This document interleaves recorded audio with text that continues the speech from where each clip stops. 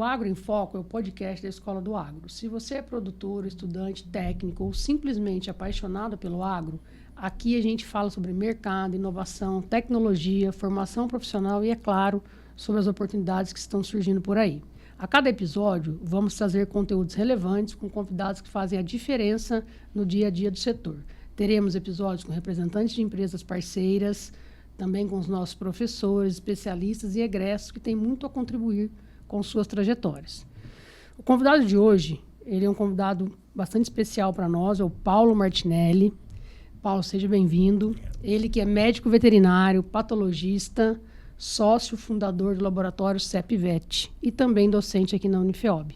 O Paulo vem falar para a gente hoje de uma área nem tão querida pelos médicos veterinários, mas de extrema importância para a gente seguir com os diagnósticos, né? Então, é uma área também que no começo da graduação os estudantes não dão o merecido valor, né, Paulo? Mas que no decorrer eles começam a entender a importância, né? Está começando, então, mais um episódio do Agro em Foco, o podcast que conecta você com quem faz o agro acontecer na prática. O episódio de hoje ele é especial, nós vamos mergulhar no mundo da patologia veterinária e dos diagnósticos laboratoriais. Para isso, nós estamos recebendo aqui o Paulo. Paulo, fique à vontade para fazer uma breve apresentação sobre você, para os nossos ouvintes conhecerem um pouquinho mais e entenderem o porquê que você está aqui hoje fazendo uma troca comigo. Certo. Então, primeiramente, obrigado pelo convite, Kika. Fiquei bem feliz. Falando um pouco sobre mim, né? Então, meu nome é Paulo Martinelli, né? Sou docente aqui na Unifeob, já faz acho quase 4 ou 5 anos, já me perdi no tempo. Sou patologista de formação, então, falando um pouco de onde eu me formei, eu formei na Unesp em Jaboticabal. Fiz residência lá também, mestrado na USP de Pirassununga, tenho MBA em gestão empresarial, também tenho uma pós-graduação em oncologia. E logo depois que eu terminei a minha residência, eu optei por fazer também abrir um laboratório veterinário, né, em Poços de Caldas, para atender o sul de Minas e essa região nossa aqui de São João também. Né? Então, estou aí há 5 anos mais ou menos já com o laboratório e na docência aqui na Unifeob. Bacana, Paulo. Acho que o seu processo de formação, aí, sua trajetória, ela tem tudo a ver com o que a gente vem trabalhando no Agro em Foco, né? Nós gravamos um episódio com a Bárbara, com o Zé Rodolfo, falando das profissões, e a Bárbara trouxe muito a importância, né, da abrangência da medicina veterinária, né, que é muito além da clínica de pets, de equinos ou de bovinos, né? E aí, na sua trajetória, você tem alguns pontos, né? Primeiro, diferencial, que é a patologia, Sim. que não é a queridinha por todos, né, mas muito importante. Você tem o diferencial da oncologia, que já é uma especialidade que está dentro da patologia, né? E também a questão de ter estudado aí o MBA em gestão empresarial, que é um outro diferencial, porque a gente tem que saber gerir, né, o nosso negócio, e a gente, enquanto veterinário, a gente tem que gerir nós né, e os nossos tutores e os nossos clientes e assim por diante, né? E acabou que você aí abriu o seu laboratório, Sim. Então, uma trajetória bem rica, acho que você vai contribuir bastante com a gente. Que bom, espero. Paulo, para a gente começar a falar um pouquinho primeiro sobre a patologia veterinária, né?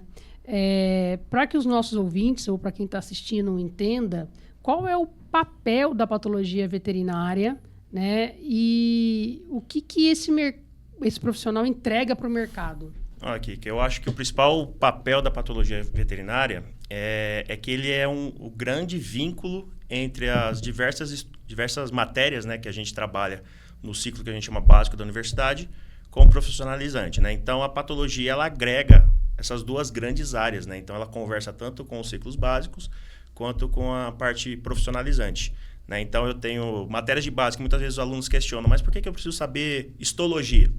A histologia é a base para a patologia. E a patologia entrega para um clínico ou para um cirurgião determinado diagnóstico baseado num estudo de tecidos, né? Um estudo microscópico.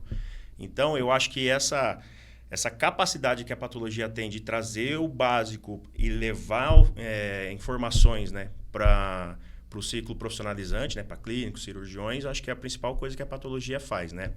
E como mercado, eu acho que é uma das áreas ainda relativamente intocadas da medicina veterinária hoje, né? Então, a gente tem muitos estudantes, né, e eu, como sempre estou nos primeiros módulos, os estudantes chegam querendo trabalhar com equinos, com bovinos, com reprodução. Obviamente, ninguém fala da patologia, né? Mas são por N motivos, né? Eu acho que a pessoa entra com um sonho de que sempre teve um cão, um cavalo, ou gostou de produção, e entra com aquele sonho, eu quero ser igual aquele médico veterinário que me atende, atende meu animal.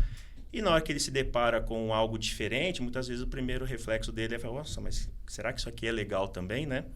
Mas, então, por conta disso, poucos vão atrás realmente da parte de patologia, né? Então, isso para mim, como pessoa que milita na área, é muito bom, porque eu nunca vou ficar sem cliente, né? E pouquíssimos são os estudantes que realmente se interessam. A experiência que eu tenho dentro da FEOB, né, que como eu também oriento a residência, e a gente tem estagiários, às vezes o estagiário, às vezes a gente fala, vamos fazer a nossa rotina, vamos ler a nossa rotina. Chega lá, essa pessoa vê como que é a leitura de uma lâmina diferente de uma aula de histologia, aquela coisa, olha, isso aqui é a célula A, B ou C, né? A leitura você traz muita informação de clínica, de cirurgia, tem que saber histórico. Aí a pessoa, poxa, eu acho que é uma área legal para se trabalhar, né? Então, eu acho que a grande questão é que é uma área que ainda é intocada, basicamente, perto das outras. É um mar a ser navegado aí e... Com muita oportunidade. Com muita oportunidade. Conheço muitas pessoas que ganham muito dinheiro com a patologia hoje em dia. Muitas mesmo. E olhando a questão, né, Paulo, que o câncer, ele tem crescido muito também na área pet, né? A gente entende a importância do patologista nesse sentido, porque os diagnósticos eles são mais assertivos e direcionados aos tratamentos a partir do que o patologista emite como laudo ali, né? Sim. Então, eu tenho um tratamento mais assertivo, né? E com isso eu ganho sobrevida, qualidade, tudo para o meu pet. Então, as pessoas também terem esse conhecimento é tão importante quanto outras questões da medicina veterinária, né? Também, né? Essa parte que você menciona é a oncopatologia, que é uma vertente dentro da patologia, né? Então, dentro da patologia eu tenho desde a oncopatologia, eu tenho patologia de animais selvagens, eu tenho patologia de conservação, tem muita parte hoje de trabalhando de patologia em geral, assim, para pets ou para empresas. Hoje em dia existe um mercado enorme de patologistas trabalhando com empresas, porque uma empresa, para lançar um medicamento, tem que ter as fases pré-clínicas e as fases clínicas. A fase clínica é feita basicamente em modelo animal, rato, camundongo. E esses animais, basicamente, todos eles, dependendo do grupo, né, você coloca, quer testar medicamento A, B ou C.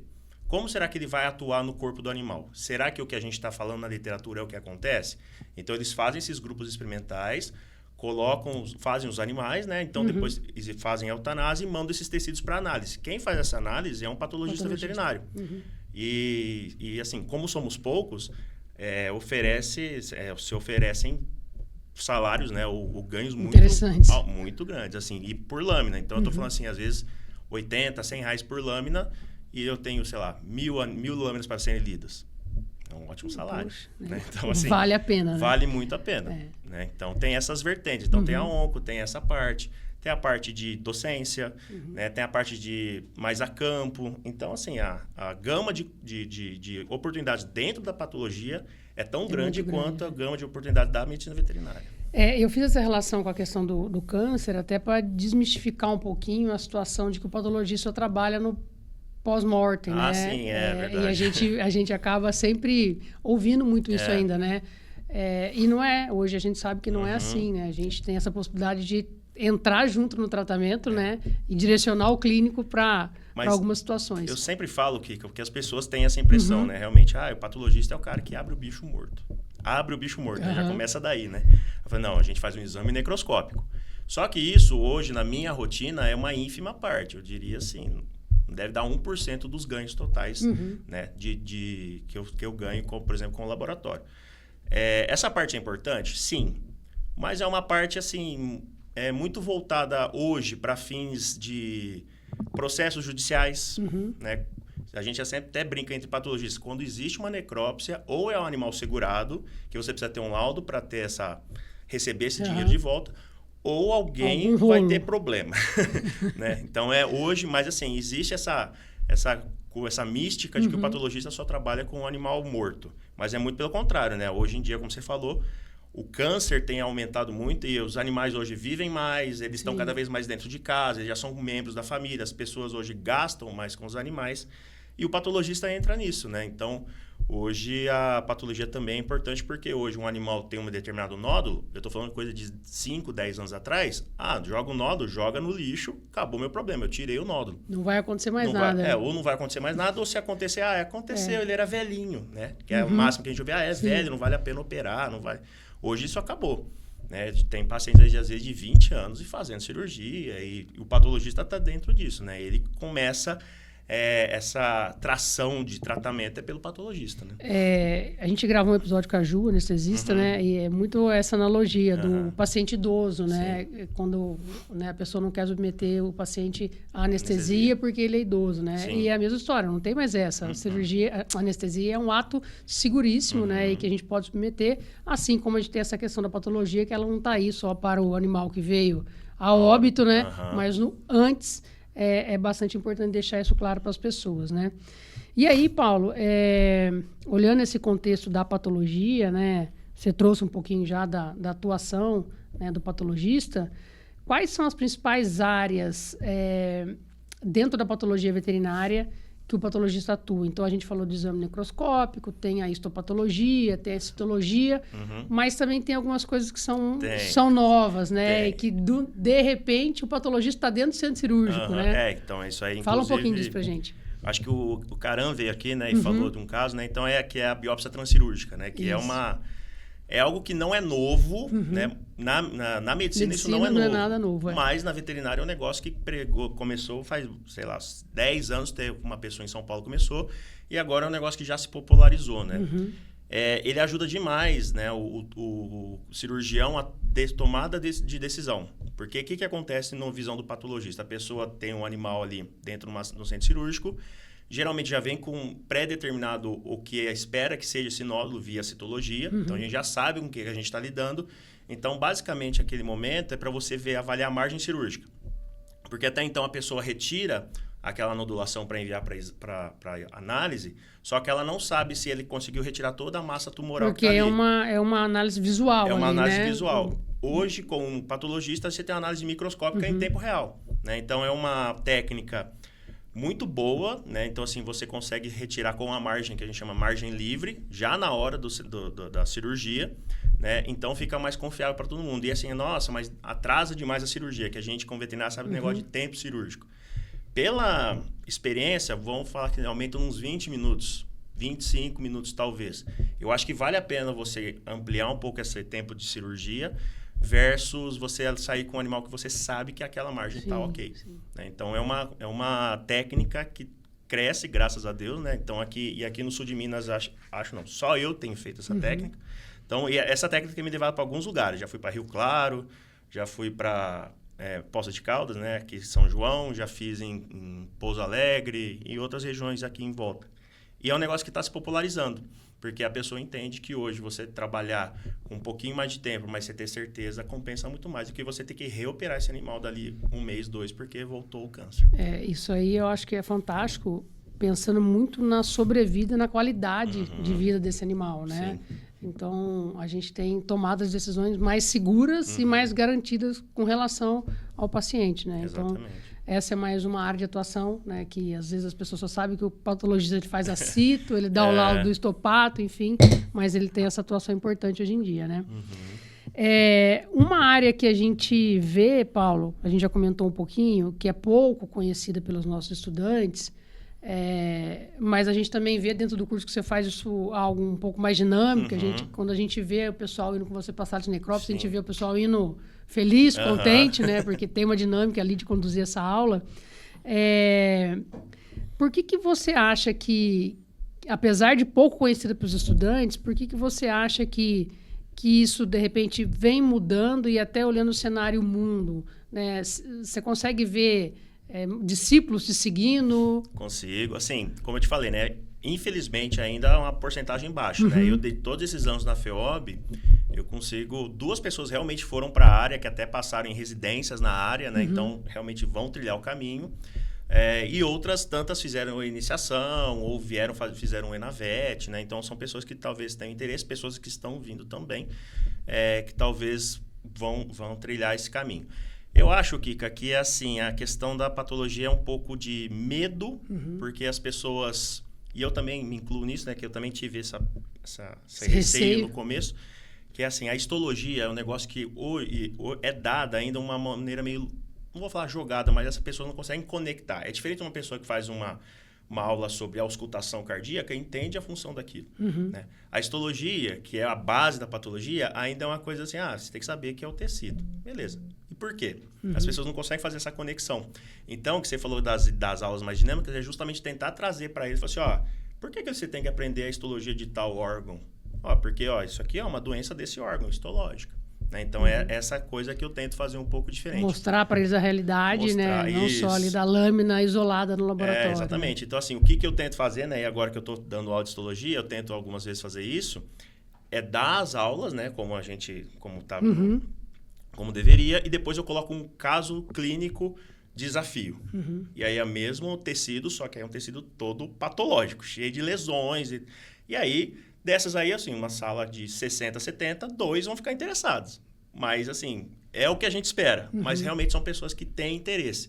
E tem também o fator, assim, que é uma área que demanda conhecimentos não profundos, mas conhecimentos de muitas áreas diferentes. Então, às vezes, as pessoas se chocam um pouco com isso, né? Você tem que estar conectado com outras áreas para você conseguir fechar efetivamente um diagnóstico. Exatamente. Tem que ter uma história, um contexto por trás ali, né? Você tem que saber que sinal clínico que pode dar tal doença. Você tem que saber... usou... Por exemplo, vou dar um exemplo. Um animal que tem um problema de pele.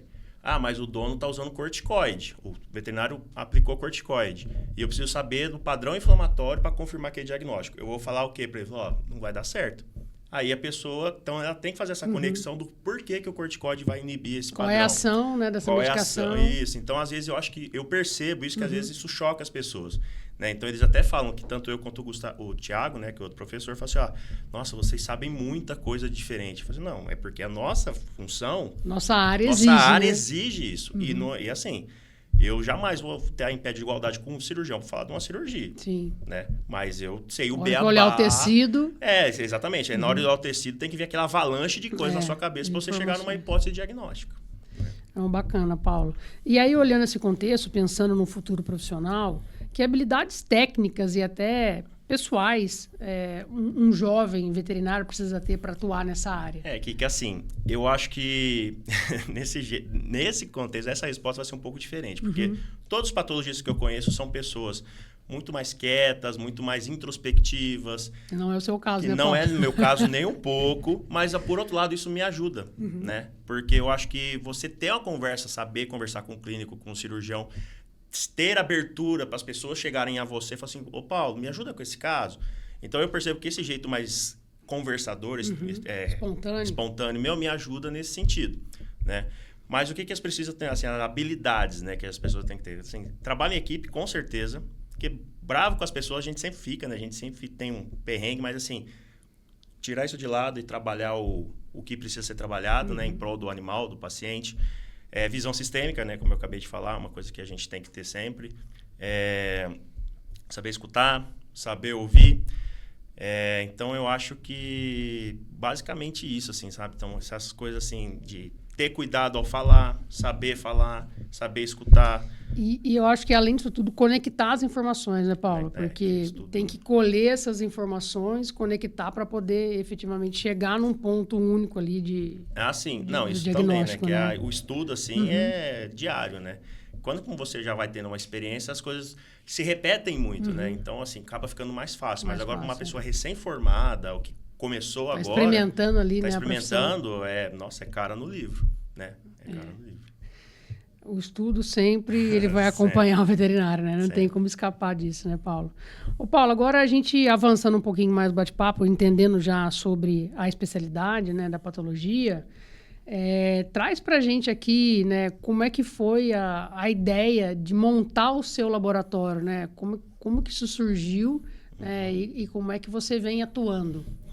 Kika, a ideia de eu montar o laboratório veio de observar o mercado, né? Porque a minha história é um pouco diferente também, porque eu formei em 2010, trabalhei com vendas até 2017, e a partir de 2017 eu quis voltar para a parte de veterinária, né, de medicina, e aí que foi quando eu prestei a residência. Então, eu já prestei a residência com a ideia de ter o meu próprio negócio, né? Porque que eu avaliava? Tem uma pessoa que era próxima a mim que já era patologista. E a gente conversava muito e essa pessoa falou, não, porque existe um laboratório em Campinas que o Brasil inteiro manda para ele. O Brasil inteiro manda para lá. Eu falei assim, gente, mas não tem lógica o Brasil inteiro mandar para o cara. Não porque o cara realmente é muito bom, mas assim, um país de dimensões continentais não é possível que não tenha um lugar mais perto. Outro lugar mais perto, que seja mais acessível. Porque tudo que é muito grande, Kika, é muito bom, né? Porque não ficou grande à toa. Né? É mais caro e é menos acessível, né? Então, a partir, tendo essa ideia de que não é possível que não exista um lugar mais perto, eu comecei, né, fiz a minha residência já com a ideia de montar o laboratório. Então, durante a residência, eu já mapeei o local que eu queria.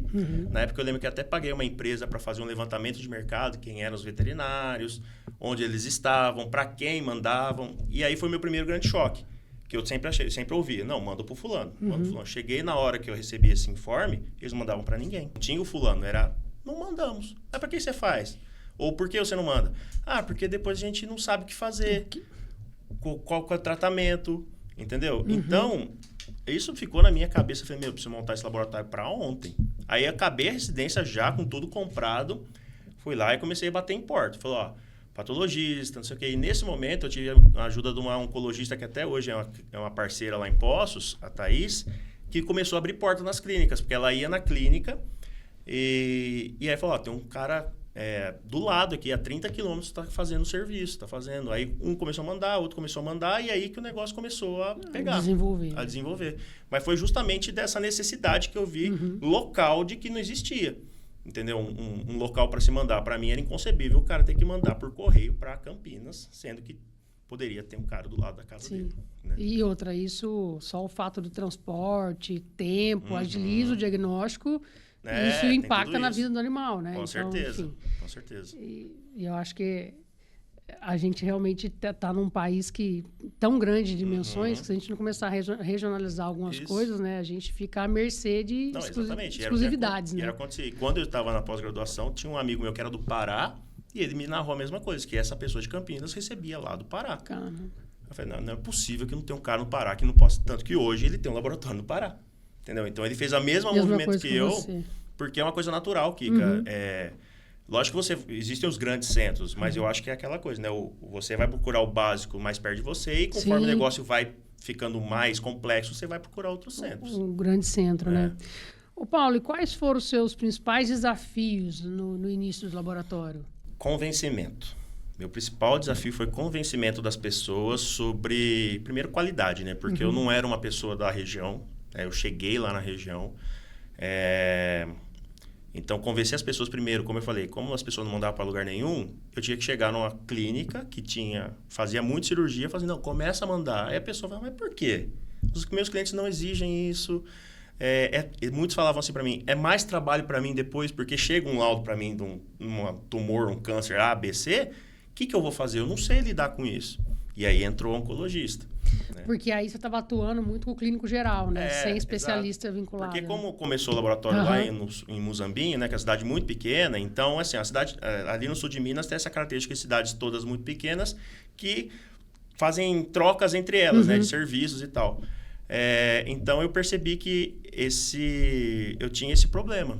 Né, que era só clínico, não tem uma grande clínica como tem aqui em São João. Você precisou vender a sua ideia, né? Para as pessoas aceitarem e enxergarem na sua ideia benefício. Isso, né? Exatamente. Aí, graças a Deus, eu consegui entrar numa clínica que, apesar de uma clínica geral, era uma clínica muito bem conceituada na região lá.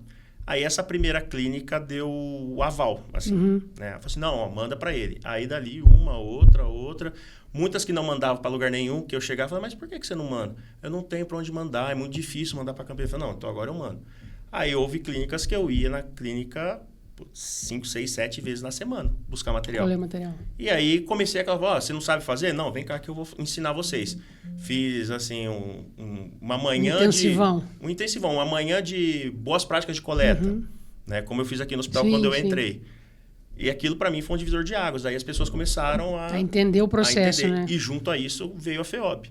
Que é, o cara é professor, né? O cara sabe o que ele está falando. Então, tudo isso me ajudou ao mesmo tempo. Tudo chegou junto, né? Ao mesmo tempo, exatamente. Legal, bacana. Ô, Paulo, e olhando ali os serviços CEPIVET, né? Quais são os tipos de exame que você oferece hoje? Ó, o que eu mais ofereço, né, o que mais faço hoje é citologia, biópsia, né, que é o histopatológico, a biópsia transcirúrgica, serviço de necrópsia, né, e alguma coisa assim de patologia clínica, né? Então, alguns exames de antibiótico, né, de resistência, antibiograma, algumas enzimas diferentes, né? Então, a gente dentro da oncologia tem muitos exames que você hoje não precisa mandar um fragmento. Você pode mandar, por exemplo, coleta de sangue e ele faz uma análise molecular e vê se tem o câncer ou não, né? Que é Os marcadores. Os marcadores moleculares, exatamente. Então, esse tipo de exame eu também ofereço, que legal. né? Mas o basicão, né? Hoje é o básico para um laboratório que atenda a oncologia, que é a minha maior demanda. Não, bacana. E, pessoal, para quem não sabe, o Paulo, além de docente, o CEPVET, ele é um parceiro do Centro Veterinário. Né? Então, os nossos diagnósticos aqui hoje, eles são realizados pelo CEPVET, né? Bom, e aí, Paulo, o que você consegue trazer para a gente com relação à tecnologia? A tecnologia, ela tem impactado a sua área especificamente? Demais. Demais. Positivamente? Então, positivamente, a gente não sabe até hoje como vai ser, mas é que a tecnologia, ou ainda mais com a inteligência artificial, né, isso está impactando todas as áreas, então eu vejo que a gente vai ter que ter uma movimentação de como a gente vai trabalhar com isso hoje. Porque hoje existem já locais que as pessoas escaneiam uma lâmina, colocam num computador e ele tem um banco de dados enorme e ele já consegue sozinho descrever e falar qual é o tipo de neoplasia. Ele faz isso, porque afinal neoplasia aqui que é padrão. É um padrão visual. Sim. Né? Tem até um estudo que o pessoal mais antigo caçoa, né, que fala que fizeram um estudo avaliando quem conseguiria ver mais padrão, uma pessoa ou um pombo. E o pombo ganhou uma da pessoa, que acertou mais do que a pessoa os padrões. Então, a inteligência artificial está aí, não tem como frear. Agora a gente não sabe como que vai ser. Talvez você vai se conectar, né? Você vai ajudar. Exatamente. Só que assim, o que eu vejo hoje é que a tecnologia, a inteligência artificial vai ajudar demais. Então, eu acho que essa parte que eu faço hoje é uma coisa que não falo para agora, mas talvez daqui 20, 25 anos tenha mudado completamente. E talvez o patologista faça uma outra função de alimentar essa máquina, trazer informações para essa máquina. Né? Só que assim, né, o que acontece em São Paulo não é o que acontece aqui com a gente. Né? Eu vejo que a gente está anos-luz atrás do pessoal de grandes centros. E eu acho que isso ainda vai demorar, mas vai chegar. Isso eu tenho certeza. Ô Paulo, e se você, né, tivesse hoje entendendo todo esse contexto, né, se você tivesse começando hoje do zero na área, né, o que você faria de diferente, que pode ser uma dica para um profissional Como patologista futuro? Ou abrindo laboratório? Como patologista, abrindo laboratório, docente, não sei, na sua carreira como um todo. Eu, como empresário, o que eu faria diferente, eu acho que eu já saí com os processos já prontos. Porque a gente que começa... Porque apesar de eu ter o MBA é totalmente teórico, né? Você também já faz parte de coordenação, você sabe. A teoria e a prática são totalmente diferentes, né? Então, assim, ter processos muito bem elaborados. Até hoje eu estou implementando coisas ao longo do tempo que me gera um problema. Eu falei, poxa, esse problema podia ter sido evitado se eu tivesse feito A, B ou C. Como empresário, eu acho que eu faria isso. Mapeamento de processos. Mapeamento de processos antes, se possível, né? Sim. E hoje é mais fácil porque eu tenho muitos amigos que estão no mesmo barco que eu. Muitos abriram seus laboratórios, então a gente troca ideia. Na época que eu abri, eu era sozinho. Não tinha ninguém num raio de 400 quilômetros fazendo o que eu fazia. Seu time hoje tem quantas pessoas? Não, o laboratório meu é sozinho, mas assim, a gente tem uma rede de apoio, né? Então, eu tenho pessoa em Jundiaí, pessoa em Catanduva, pessoa do Pará, em Ribeirão Preto, então... E todos convergem os mesmos problemas. Mas aí dentro da sua rotina é você que acaba fazendo tudo. Você eu faço tudo. Todo o processo ali. Todo o processo. A única coisa que eu não faço mais é o processo braçal de confecção de lâmina, né? Entendi. Porque isso toma muito tempo e tal. Mas eu também optei, Kika, por ficar sozinho, porque a minha rotina é insana, né? Porque eu tenho um laboratório, eu tenho aqui... meus filhos moram em outra cidade, então assim, eu tô sempre pingando de um lugar para o outro. Você vai fazendo a leitura a hora que dá. Exato, é bem isso mesmo. Eu comprei um microscópio, qualquer lugar que eu paro, eu chego, sento, faço a leitura. Análise, né? Pronto. O que não pode fazer é atrasar ou tentar não atrasar, né? Que é o que o pessoal mais quer. Então eu faria isso como empresário, né? E eu acho que como docente, ou como se eu estivesse iniciando a carreira como aluno, talvez, seria dar mais foco justamente nessas matérias. Porque eu, quando entrei na residência, eu não sabia nada de histologia. Nada. Justamente porque eu fui um aluno da histologia convencional. Que eu não entendia o porquê daquelas bolinhas roxa e rosa. E que era a disciplina isolada básica lá no primeiro ano, né? E a gente ia fazer conexão de novo com ela lá no terceiro, quarto ano. Exatamente, que aí você já não lembrava mais de nada, né? Então, por isso que hoje eu me coloco muito nos sapatos dos alunos com relação a isso, sabe? Eu entendo a demanda deles por vir, mas por que eu estou usando? Ainda mais eles que têm um monte de coisa na cabeça, por que eu estou usando isso aqui? É um negócio que eu tenho que decorar essa célula para quê? Então, por isso que eu tento trazer um negócio um pouco mais palatável. Né? Então, eu acho que as básicas eu daria um pouco mais de... Mas isso aí é amadurecimento, né? É tempo, né? Tempo. Ô, Paulo, e olhando um pouquinho de projeção de carreira, né, e formação, a gente olhando o contexto dos nossos estudantes, né?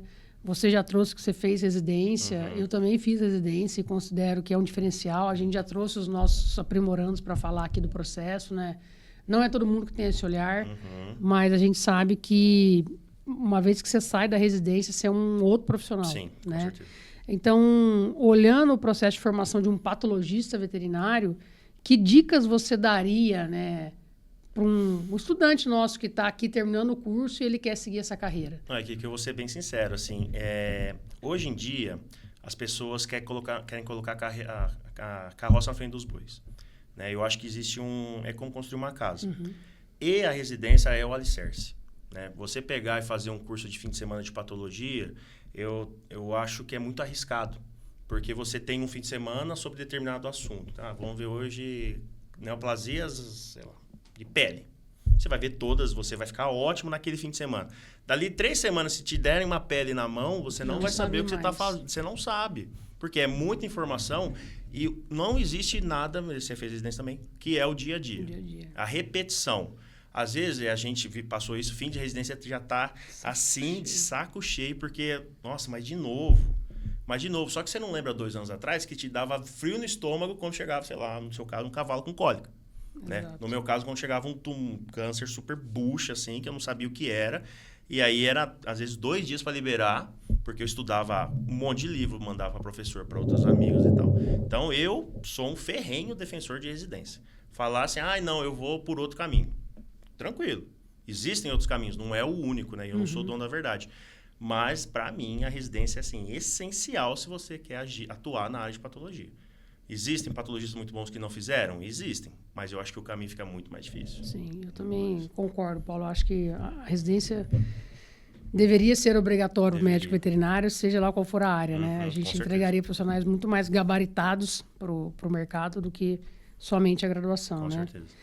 E aí, Paulo, a gente olhando muito essa questão, né? Você falou do alicerce, da casa, a gente vê muito essa geração mais nova hoje querendo ser especialista em algo, né? E aí a gente está falando aqui no processo de formação, né? Quanto tempo você acha que leva para um recém-formado se tornar um especialista em patologia? Nunca. Vai sempre continuar estudando, né? Kika, é assustador, assim, inclusive esse fim de semana eu tive um encontro com amigos meus patologistas e a gente estava falando justamente isso. Nós todos, assim, já com anos eu tenho amigos lá de 15 anos já de leitura, né, de dia a dia de laboratório, e eles falam, eu tenho muita dificuldade com coisa A, B ou C. Alguns mais, outros menos, e eu percebi por mim, quando eu comecei, eu tinha mais certeza das coisas do que hoje. Né? Porque é aquele gráfico, né, que eu esqueci o nome, mas quanto mais você sabe de algo, mais você sabe que você não sabe. Né? Então, eu acho que, não só para patologia, nunca você vai estar 100% pronto, né? Pronto, nunca. Para tudo, isso é para tudo na vida, né? Mas, assim, eu acho que os 2 anos de residência te preparam de um jeito para a patologia, que eu não vou falar que você vai sair pronto, mas quase tudo você já vai ter visto. Dificilmente vai ter alguma coisa. Fica até mais fácil você buscar, né? E é uma coisa que a minha orientadora de residência falava isso, ela falou assim, Paulo, às vezes a gente não vai saber a resposta, mas a gente aprende onde buscar. Isso. Que eu acho que é o essencial, né? Então, com outras pessoas, com trabalhos, com internet hoje o chat GPT, você joga lá e te dá um mundo de coisas que você pode ser. Precisa filtrar. Só precisa filtrar, né? Pelo amor de Deus, exato. Mas é uma opção. Não, mas eu acho que é isso. Essa geração ela está muito acelerada e os recursos estão muito fáceis, né? E aí, eu acho que saber que a gente não vai parar nunca de estudar é o primeiro ponto, né? Se você quer chegar, então depois da residência tem a oportunidade de fazer um mestrado ou uma especialização no lato sensu, um doutorado. O pós-doc, não que você vá chegar até o pós-doc, Sim, né? sim. Mas o importante é saber que tem que estudar. Não, Né? e Que você não vai parar. E saber também que assim, o que cada uma dessas pós-graduações vai te trazer. Vai te entregar, né? Porque, por exemplo, eu fiz a residência porque eu queria ter prática. Vivência. Vivência. Né? Eu fiz o mestrado porque eu já Dá estava aula. dando aula, né? Lembra que Sim. eu já estava fazendo mestrado. Mas aí, por exemplo, o doutorado é para pessoas que querem ser pesquisadores. Não é uma coisa que eu almejo. Então, para mim, ok, eu estou no mestrado, sou muito feliz sendo mestre, valeu. Eu aprendi técnicas no mestrado que eu tinha interesse em aprender, então valeu por isso. Né? Então, as pessoas saberem realmente por que elas estão fazendo determinada coisa.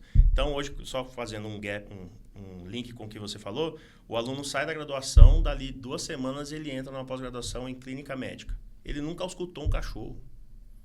Ou ele não sabe fazer um exame ortopédico. Então, ele vai refazer uma graduação. Sim. Nada para mim, nada mais é do que uma graduação, né, que você poderia ter aproveitado os seus anos de graduação fazendo aquilo.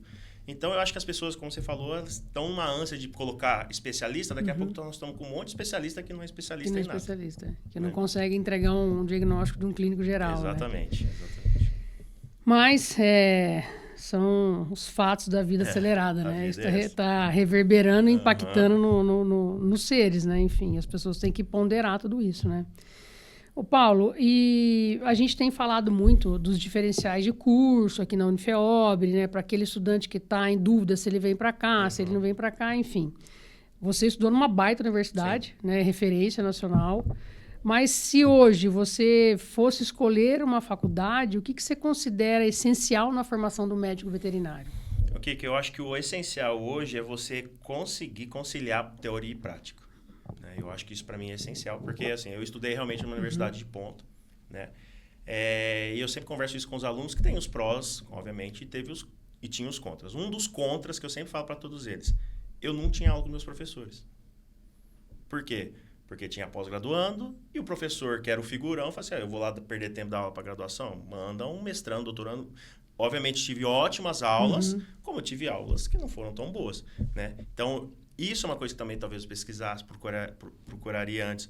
Quem dá aula? Quem que é esse cara? Quem que é esse professor de patologia, de clínica, de cirurgia? Esse cara é um cara que tem alguma vivência? Ele atua no mercado. Ele atua no mercado, ou ele teve uma residência, né? Então, assim, eu acho que isso é uma coisa que me pegaria muito.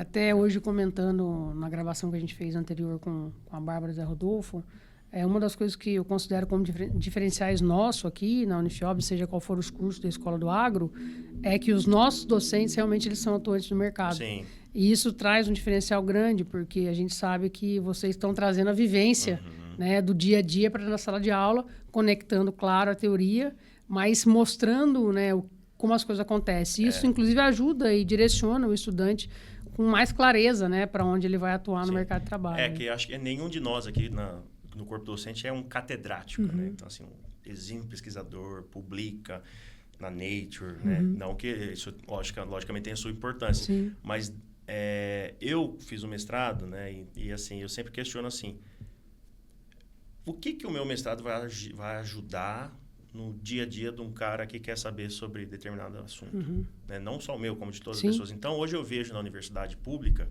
que eu como fiz graduação, mestrado, residência, todo lá, existe uma publicação, uma demanda e uma preocupação enorme de publicações e ótimas publicações, só que às vezes não está conversando com o que o cara quer lá do outro lado. Entendeu? Então, isso é uma coisa que às vezes foge um pouco.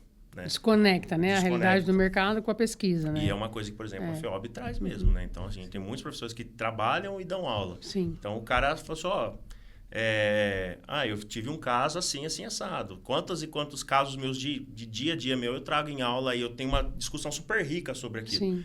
E eu conheço também professores de públicas que fizeram a residência. E aí ele traz os casos de residência. Que aí também é um enriquecimento muito legal. Então, essa teoria com prática eu acho que seria o essencial, que é uma coisa que eu não abriria mão.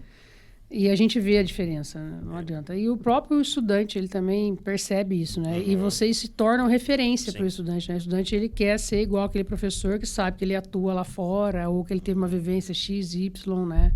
Então, isso acaba sendo um ponto de motivação.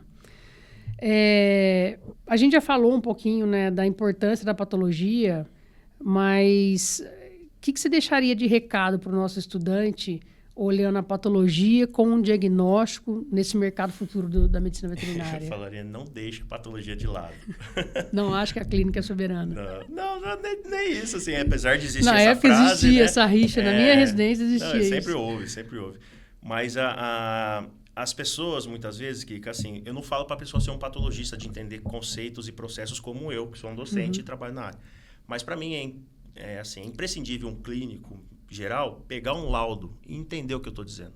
Porque é que eu sempre falo, esse monte de coisa, essa descrição que eu faço, não é para ficar bonito e ficar cheio. É para Tem direcionar o informação tratamento, importante lá. Tem muita informação importante lá. Então, pegando por base, por exemplo, um laudo de biópsia. Eu tenho lá número de mitose, eu tenho como que são essas células, eu tenho termos técnicos, né, de variação de tamanho de célula. Por que eu estou passando essa informação? Qual a importância disso para o cara que está ali na ponta? Então, eu acho que esse tipo de coisa, você não precisa ser oncologista para saber. Eu acho que isso é uma coisa que eu vejo uma falha geral de todos os clínicos. Tanto é que uma das palestras que eu dei no grupo de estudo de pequenos, faz uns 2 anos, foi justamente a interpretação de laudo. E foi uma palestra de mais de 60 pessoas, que me deixou muito feliz. Né? Justamente porque é o que você está falando. Eu trouxe uma coisa que eu vejo que é uma demanda de dia a dia e trouxe para os estudantes. Né? Então, eu acho que assim, não deixar a patologia de lado nesse sentido, né? De saber que a gente está passando aquela informação por algum motivo. Né? Então, o cara pega um laudo, não entendeu, fala com o patologista, fala, cara, você pode me ajudar? Não simplesmente pegar, ler conclusão diagnóstica. Porque se fosse só para isso, a gente colocava só conclusão diagnóstica. E tem um monte de informação pertinente lá que é perdida caso o cara não passe para um oncologista que saiba o que está fazendo também, né? Então, eu acho que isso é uma coisa que eu me preocuparia muito. Bacana. Né? E, bom, para quem está pensando em estudar medicina veterinária, Paulo, que recado você deixaria para essa pessoa que está ali ainda em dúvida se ela veio mesmo para veterinário ou não? Eu diria que é uma profissão super legal. Eu amo ser veterinário, né? Formado já há quase 17 anos. Amo o que eu faço. E que sempre tem espaço para voltar atrás. Como eu mencionei, né? Eu formei. Eu tive só falando rapidamente, para que as pessoas entenderem. A minha graduação inteira eu me preparei para cirurgia de grandes animais. No 5º ano, no estágio, falei, não é isso que eu quero.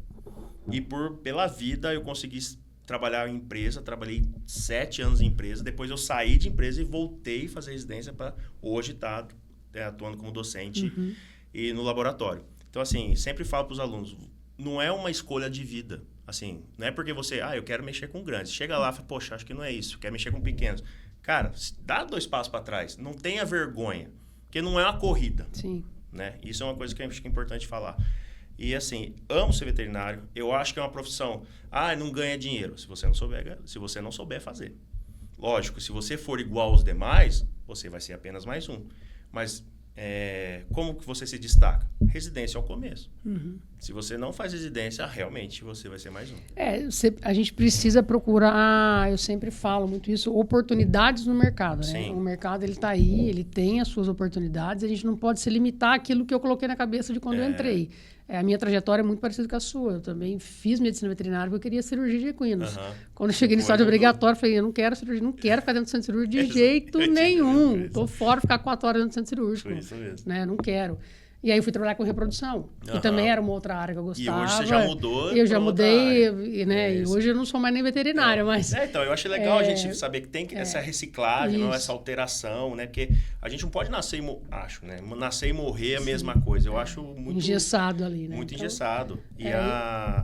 E tem uma área, ou 2 áreas que são patologia, mas não são, que eu talvez hoje, voltando àquela pergunta sua que eu faria diferente, talvez eu daria mais atenção, é suinocultura e avicultura. Ou ornitopatologia e tem vários nomes, patologia de suínos, né? Porque são áreas, são áreas que são extremamente tecnificadas. Você, como clínico ou como técnico, você é muito bem remunerado e tem pouquíssimos veterinários que vão para essas áreas. Não sei porquê, né? Mas poucos veterinários se interessam pela ornitopatologia, por clínica de suínos.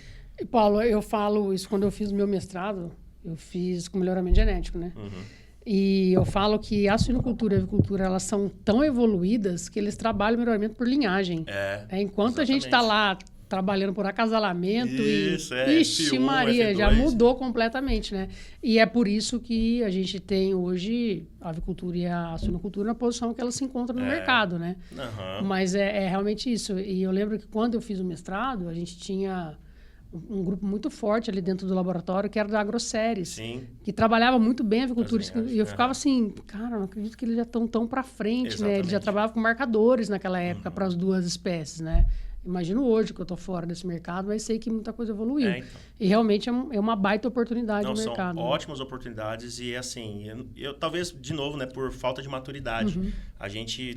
É difícil a gente ir contra o sonho, né, Kika? Você entra sonhando em colocar um estetoscópio ao escutar um cachorro ou palpar uma vaca, você sonha com aquilo. Então, na hora que você... Poxa, mas eu vou contra o meu sonho? Será que eu não estou indo só por causa do dinheiro? Mas são áreas, e eu falo para todo mundo que vem me perguntar, se você tiver oportunidade, vá pelo menos experimentar. Talvez você não goste. Mas se você conseguir se inserir, é o caminho. Para mim, hoje, além da patologia, são duas áreas extremamente importantes. São mesmo. E pouco trabalhadas, Pouquíssimas. né? Pouquíssimas. Ô, Paulo, bacana, a gente já está aqui caminhando para o final. Gostaria de te agradecer. Acho que foi um bate-papo bem rico aqui para a gente. Vai fazer a diferença, né, na vidinha das pessoas que vão nos assistir, que vão nos ouvir, né? Aqueles que são curiosos ou mesmo os que estão pensando em fazer medicina veterinária. Então, deixar aberto aí para você fazer a sua fala de encerramento. Eu queria agradecer, Kika, pela oportunidade, né? Eu gosto muito de falar, né? E eu acho que esse tipo de podcast traz muita oportunidade para o pessoal que está escutando a gente sobre entender o que é. É diferente você conversar com uma pessoa só e você usar um canhão como um podcast, né? Para as pessoas entenderem a nossa visão. Não é a única, né? Mas eu acho que, modéstia à parte, eu acho que eu tenho uma vivência diferente. Então, acho que eu consigo trazer algumas coisas um pouco diferentes do habitual, né? Então, eu queria agradecer de verdade o espaço, a oportunidade. E quem quiser entrar em contato, fica à disposição, né? Redes sociais eu tenho lá, @CEPVET, que é o Instagram do laboratório. Pode mandar mensagem lá e qualquer coisa eu estou à disposição. Só de curiosidade, Paulo, você no seu laboratório tem questão de estágio também? Você consegue essa rotina? Que eu não consigo justamente por essa vida louca. Pela rotina. Porque eu acho muito errado eu pegar um estagiário e largar ele sozinho. Sim. Se for assim...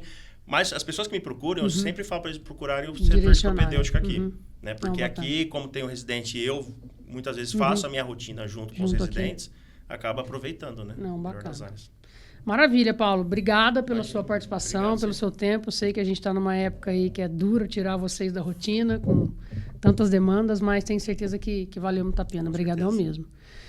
Se você quer conhecer mais sobre essa e outras áreas da medicina veterinária, fique de olho nos conteúdos da nossa Escola do Agro.